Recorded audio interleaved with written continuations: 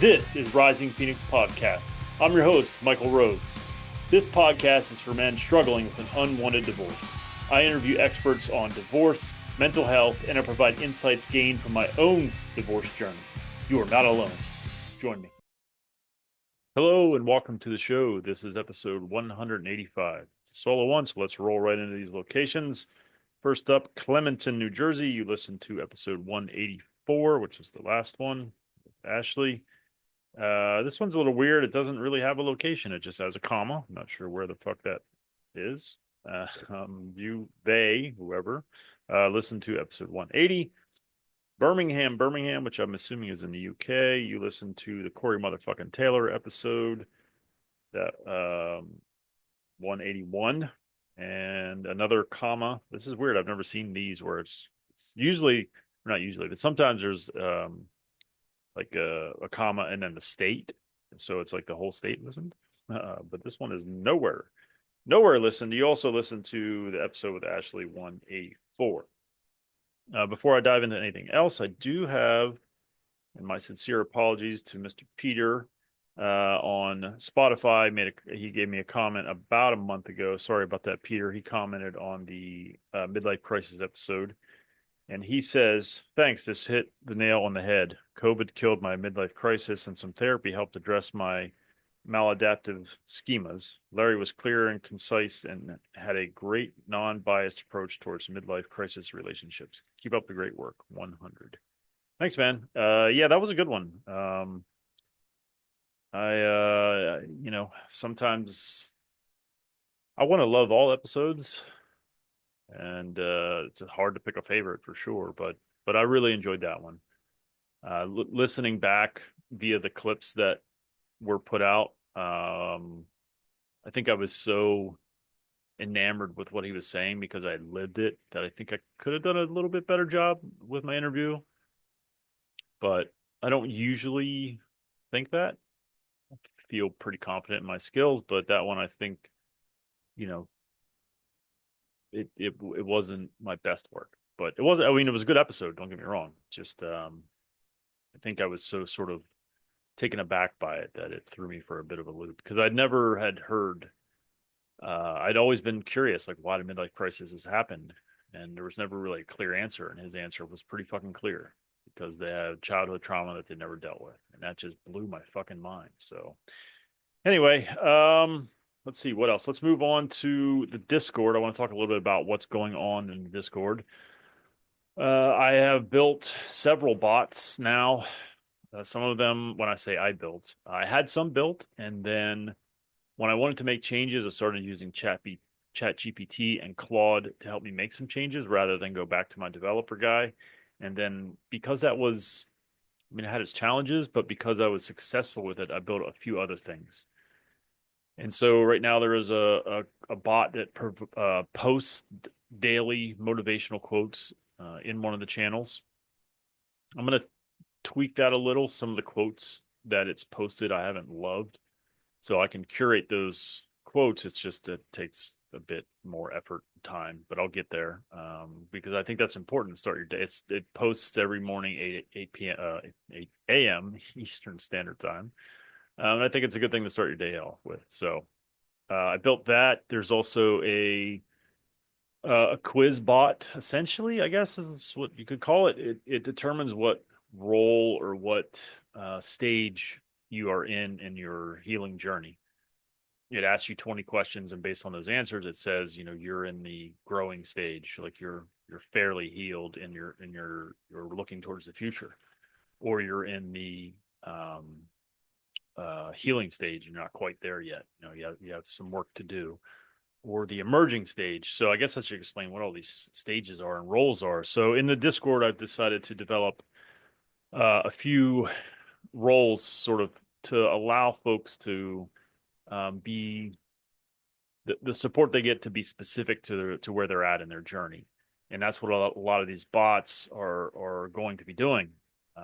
So I have the therapy bot, and I've gotten decent feedback on that.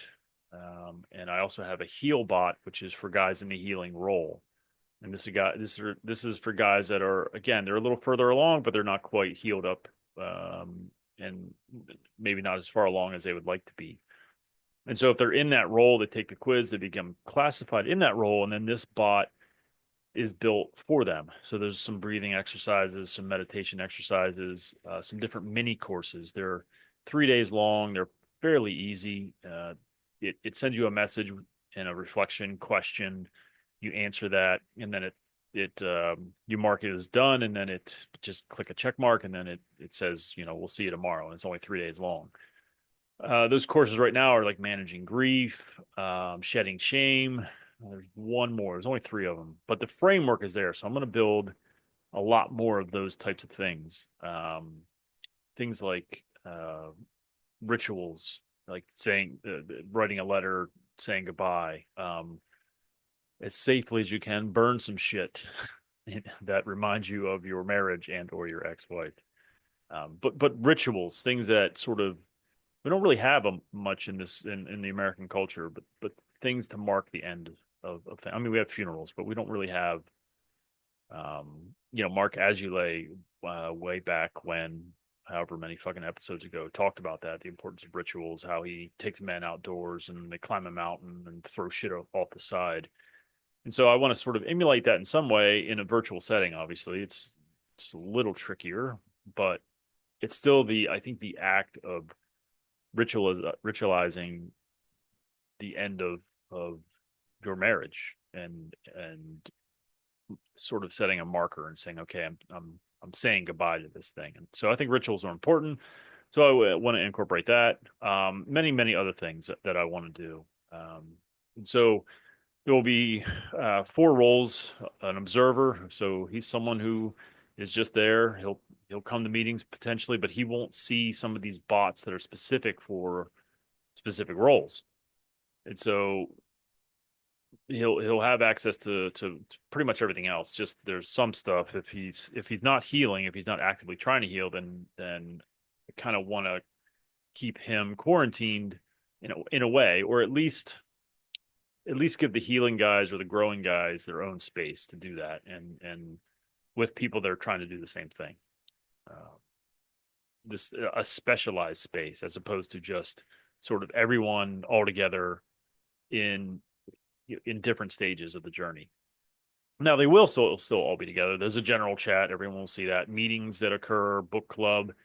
It's just some of the bots that are being built will be for specific folks, like I said. So that's what's going on in the Discord. It has been a lot of work to get to this point. I didn't know fuck all about coding. Thank God for AI, because it really, I mean, there were some rough moments where I was like, God, I just couldn't get it right. I tried Chat GPT. Boy, I'm having trouble fucking speaking this evening. Chat GPT was my first go-to, and that kind of was fucking stuff up. So I was like, well, let me try Claude, which is Anthropic's version of Chat GPT, and that I think is a little bit better with writing code, but I still like Chat GPT very much. And they both uh, AI tools, I don't know what the fuck you want to call them, have been very helpful. But it has been a lot of work and has led me to be a little bit burnout right now. And so I'm going to take a break from working on the Discord, and that's going to kind of be the subject of this particular episode is the it's okay to say no. In fact, it's really fucking important to say no. It's really fucking important to stand up for yourself, to honor yourself, to respect yourself, and say, you know what, I need to not do this right now, or I'm not going to do this, period. And so I want to focus on that a little bit, because I think this is important, because in the beginning of your journey, you'll say yes to nearly anything. And why is that? Because your self-worth is so goddamn low that you don't want to rock the boat with anyone. You want to people please as much as you possibly can. You'll say yes to everyone and everything because you don't want to upset anyone. You're so raw and sensitive that, at least for me, I didn't want to argue with anyone. I mean, there were times when my anger took over, but in general, I was very much a people pleaser. I needed that external validation. It was incredibly important because, when the person that is your person rejects you, the message, um, that the narrative that's developed, or at least in your own head, is that the outside world sees you as damaged. Because if they know that you were left, then there must be something wrong with him. At least that's what you're telling yourself, right? Everyone must think I'm a piece of shit. Everyone must think I'm just this terrible person. Why would this my person, my one person in the world, decided that I wasn't good enough for them anymore? And so in your head, your narrative is people probably think I'm a piece of shit. And so you'll say yes, to anything and to anyone, to people please. That's the antidote. It feels like, partially that I won't upset anyone. I'll just say yes, and keep my mouth shut, and just avoid conflict. I'll please everybody. I'll do whatever it takes to feel some kind of validation, and people will appreciate me then. And this is one of the things that I will say about Nowhere Mr. Nice Guy, where he talks about covert contracts, where doing nice things to get appreciation isn't the way to go about it. I'm completely butchering and paraphrasing, but I will say that I agree with that, and I was guilty. I would do nice things, expecting nice things, and there's nothing wrong with doing nice things to just do nice things to feel good, but to get something in return it's manipulative.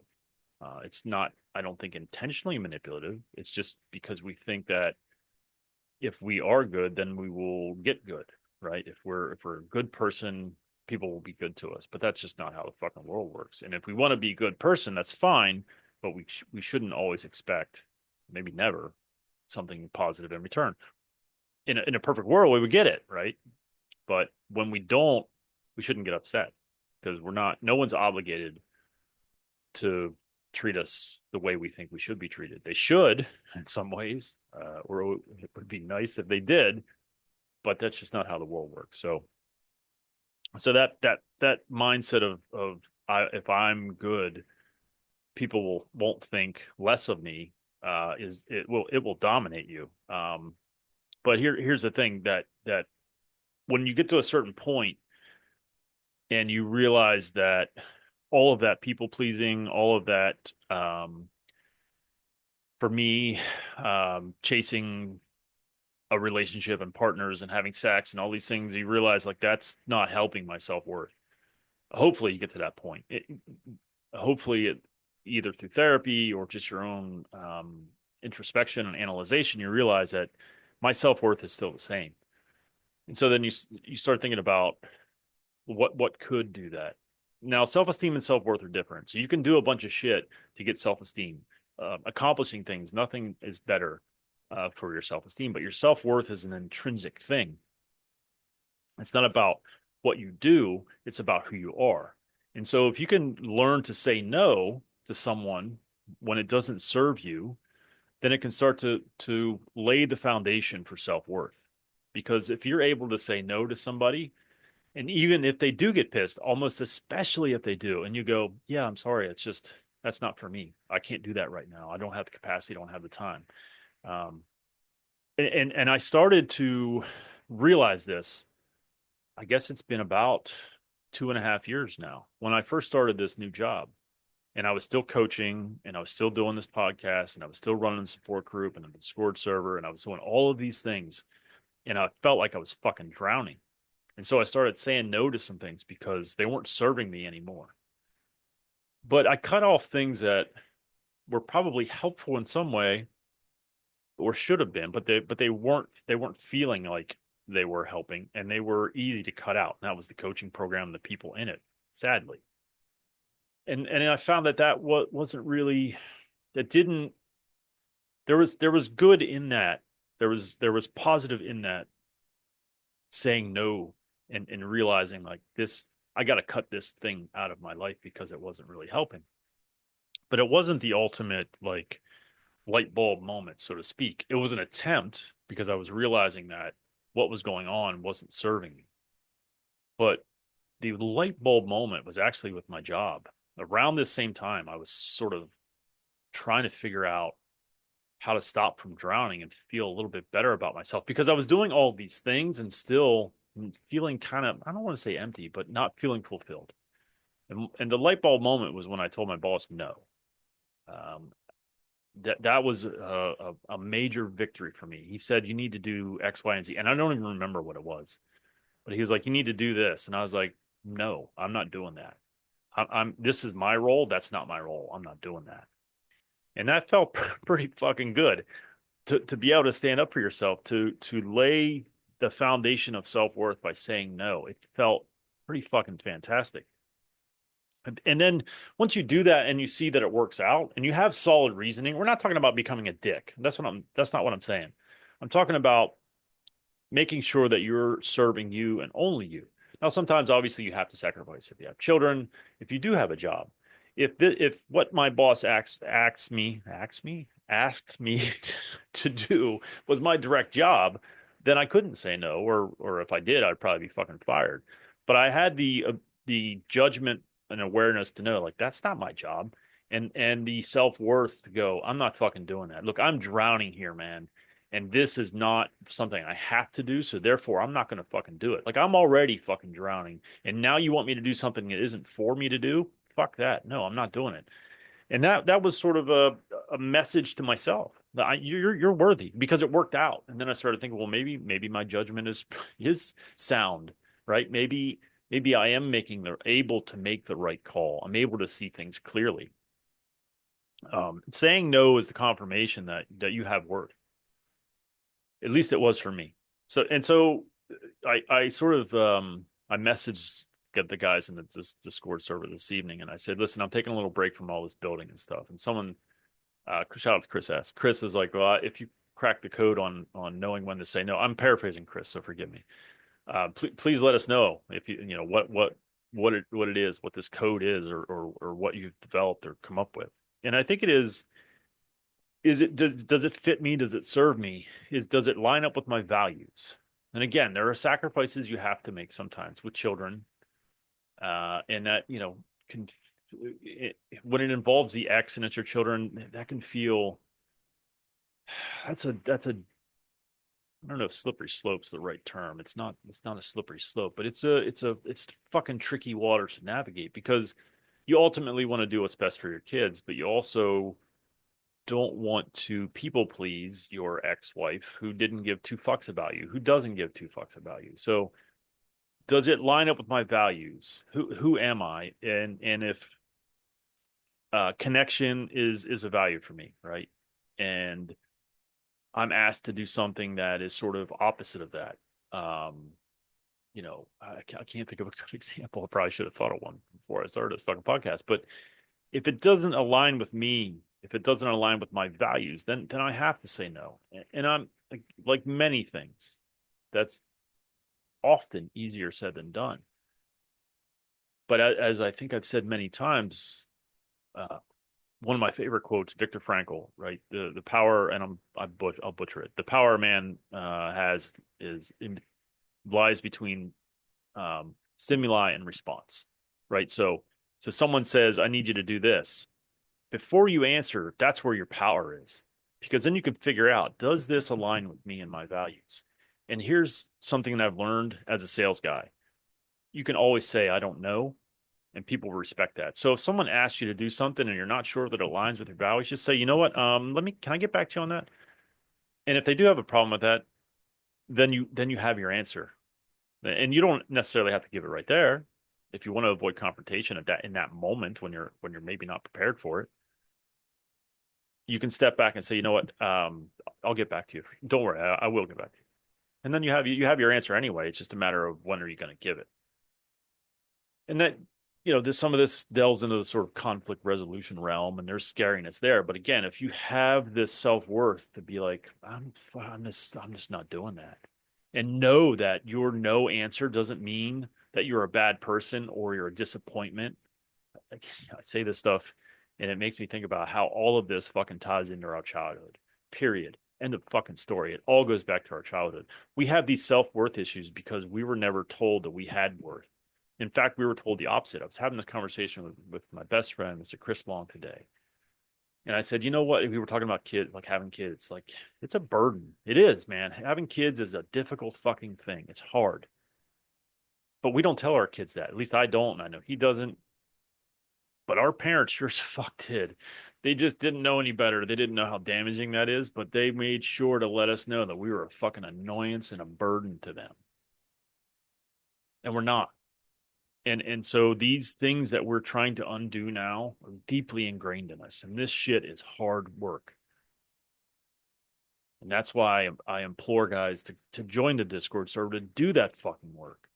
And this isn't a sales pitch. It wasn't meant to be anyhow. I took notes for this one, and talk about the Discord is in the beginning just because I wanted to give updates. But I'm going to talk about it now. The plan is to make this thing the training ground to get us out of these fucked up ways of thinking and fucked up stories we told ourselves for our entire fucking lives.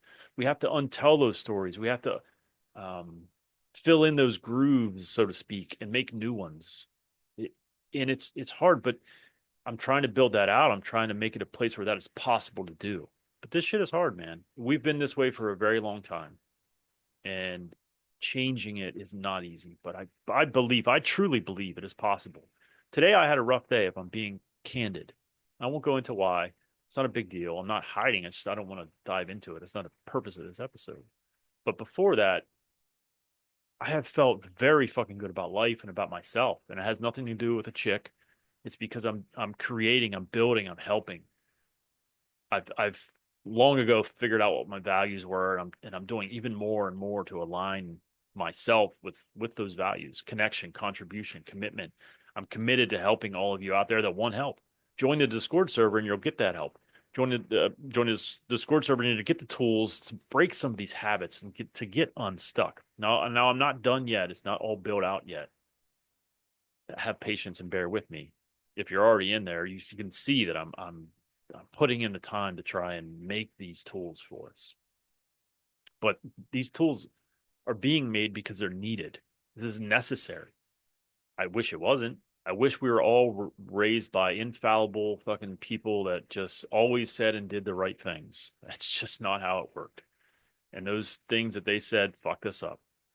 And then we picked mates to reenact those hurts and those pains and those traumas.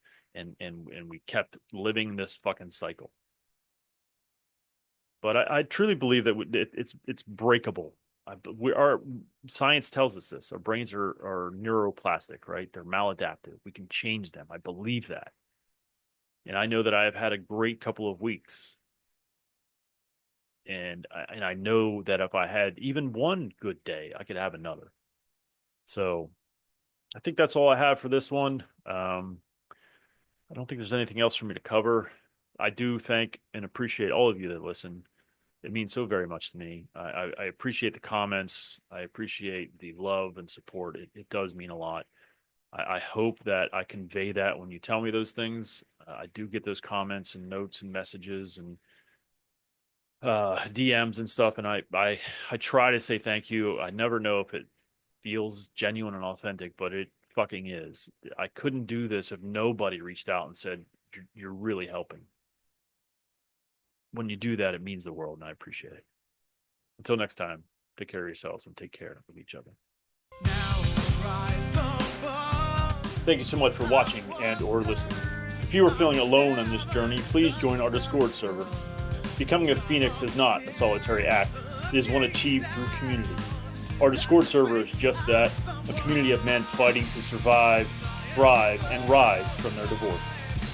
Go to risingphoenixpodcast.com/Discord for information on how to join and what is contained in our Discord server. Please join us.